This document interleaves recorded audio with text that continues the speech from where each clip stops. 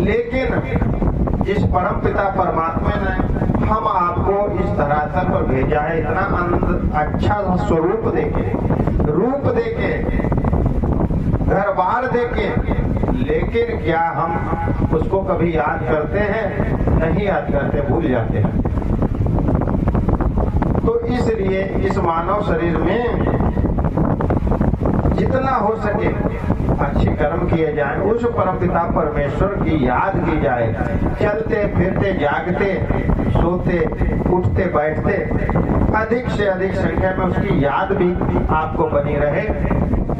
जब उसको हर समय आप याद करोगे, ये कोई जरूरी नहीं कि आप हर समय बैठ करके ही पूजा भजन करें। कि बैठ करके करोगे तो अन्य काम कैसे करोगे? ये भी जरूरी है। परिवार के भरण पोषण के लिए, अपने उदर पोषण के लिए हर चीज जरूरी है, लेकिन कम से कम उसकी याद तो करते रहो। और जब याद करोगे तो कभी न कभी वो भी याद करेंगे।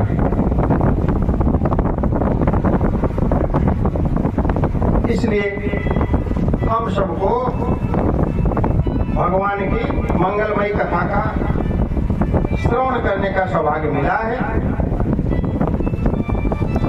सुखदेव जी राजा परीक्षित जी को सुना रहे हैं।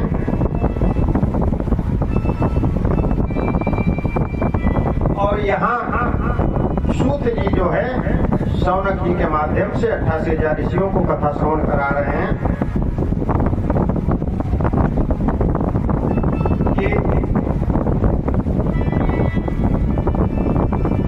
कि हे शौनक जी, तुम्हारे हृदय में भगवान की लीला सुनने का विचार आया और उसके माध्यम से पूरे संसार का कल्याण होने वाला है।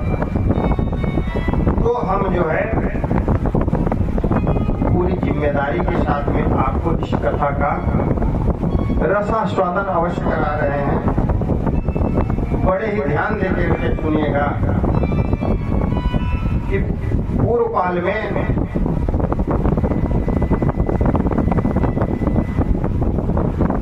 इस कथा के माध्यम से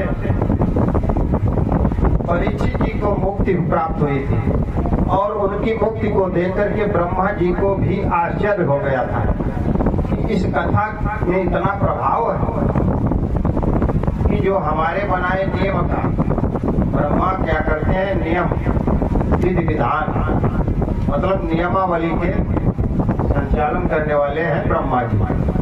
तो उन्होंने सोचा हमारे